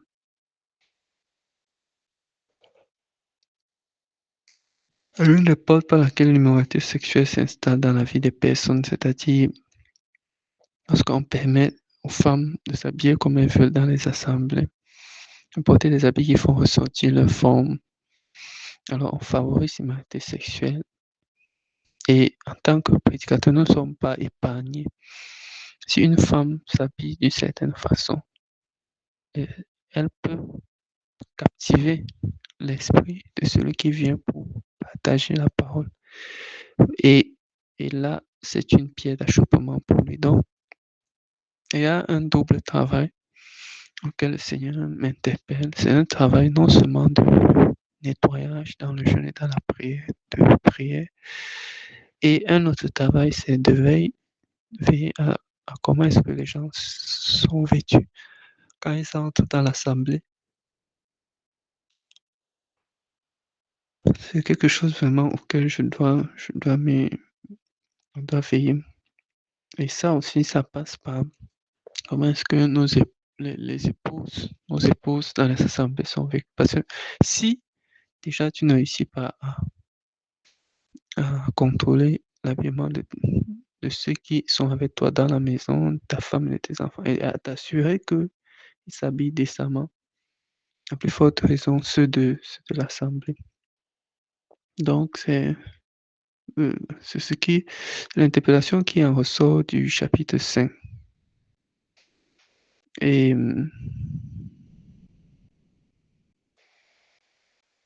maintenant, quand je poursuis ma méditation, l'apôtre Paul, à la fin du chapitre 5, nous dit de ne pas entretenir des relations avec quelqu'un qui, tout en se disant votre frère, c'est ça qui m'a interpellé, tout en se disant votre frère vit dans l'immoralité sexuelle, est toujours désireux de posséder plus, idolâtre, calomniateur, ivrogne ou voleur.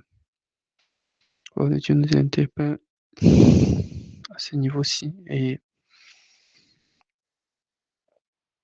ça veut dire que nous devons également faire attention aux relations que nous avons avec les membres des assemblées qui se présentent comme frères, c'est-à-dire qui viennent et se présentent comme des personnes qui ont déjà connu le Seigneur. Excusez-moi, donc c'est un point vraiment important. Celui qui dit qu'il a connu le Seigneur, il dit qu'il est frère.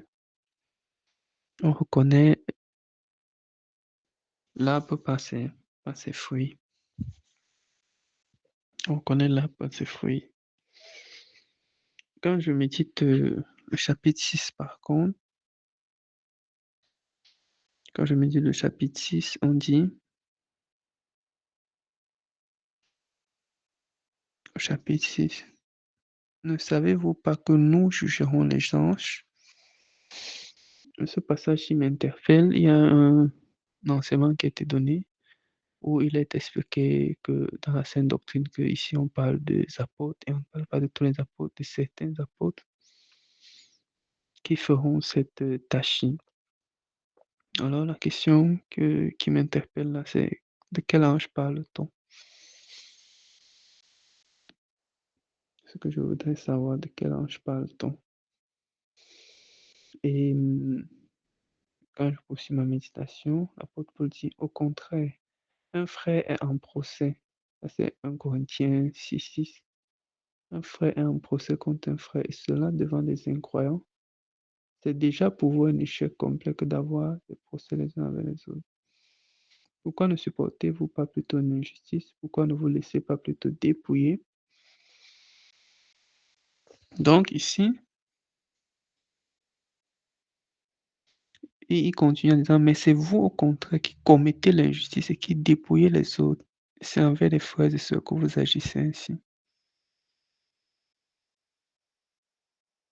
Donc là, c'est une interpellation. Une interpellation. L'apôtre Paul dit qu'on peut, tant dans le corps du Christ, si on subit des injustices, supporter cela. Et c'est quelque chose qui nous échappe beaucoup parce que nous avons aujourd'hui facilité à se plaindre. On s'est déjà plaint.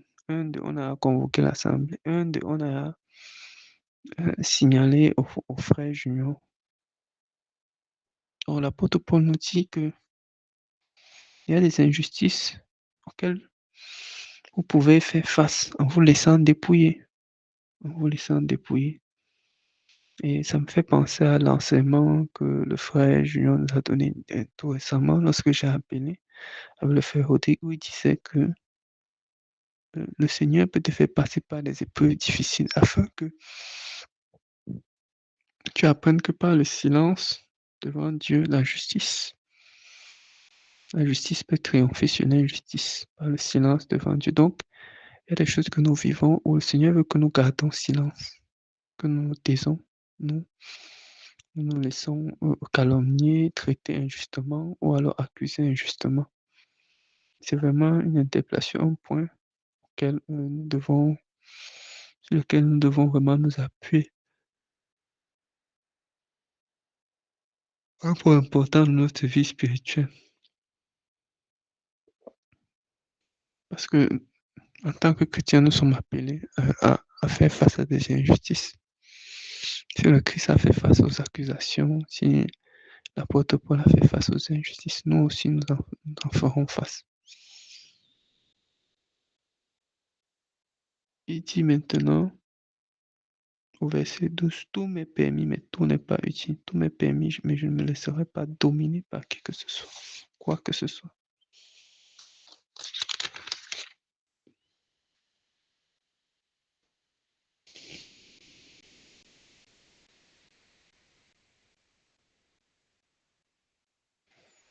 C'est des points qui sont vraiment importants. Tout m'est permis, mais tout n'est pas utile. Tout m'est permis, mais tout n'est pas utile. Ici, le Seigneur nous interpelle sur la liberté que nous avons lorsque nous sommes dans le Seigneur. Et c'est une liberté qui ne nous amène pas à tomber dans le péché. Nous ne devons pas faire de cette liberté que nous avons dans le Seigneur un usage qui nous amène à tomber dans le péché. Ça veut dire que chaque situation dans laquelle nous nous trouvons, nous devons toujours savoir que le Seigneur nous a fait comme des personnes qui ont la possibilité d'opérer un choix et d'assumer les conséquences de ce choix-là. Donc le Seigneur ne nous met pas le fusil à la tête pour dire que non,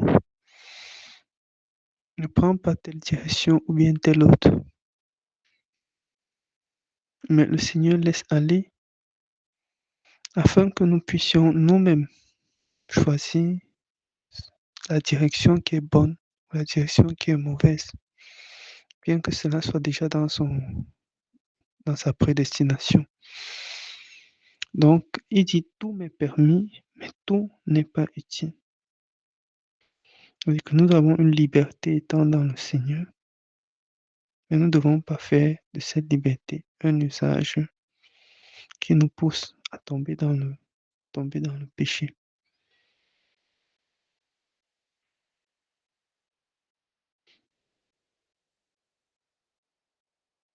Maintenant, quand je poursuis ma méditation, au verset 15, on dit, ne savez-vous pas que vos corps sont les membres de Christ? Prendrais-je les membres de Christ pour en faire les membres d'une prostituée? Et si on nous interpelle encore à nouveau sur l'immoralité sexuelle,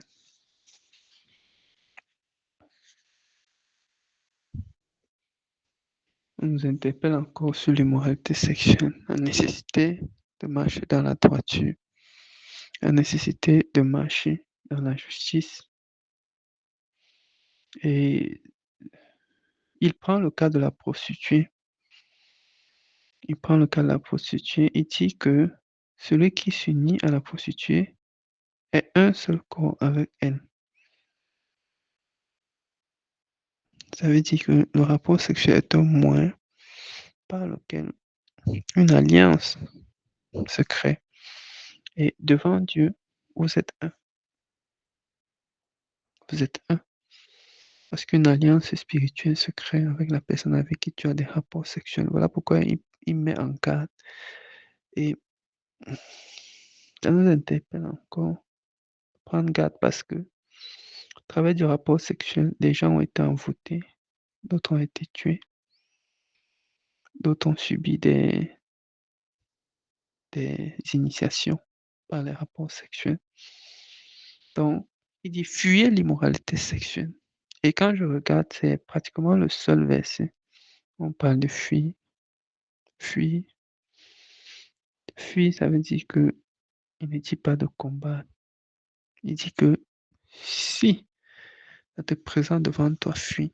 Donc, il nous donne la solution. Une femme vient pour te séduire. Qu'est-ce que tu fais? Ne reste pas à résister, à faire le fond. Fuis, éloigne-toi. Fuyez l'immoralité sexuelle.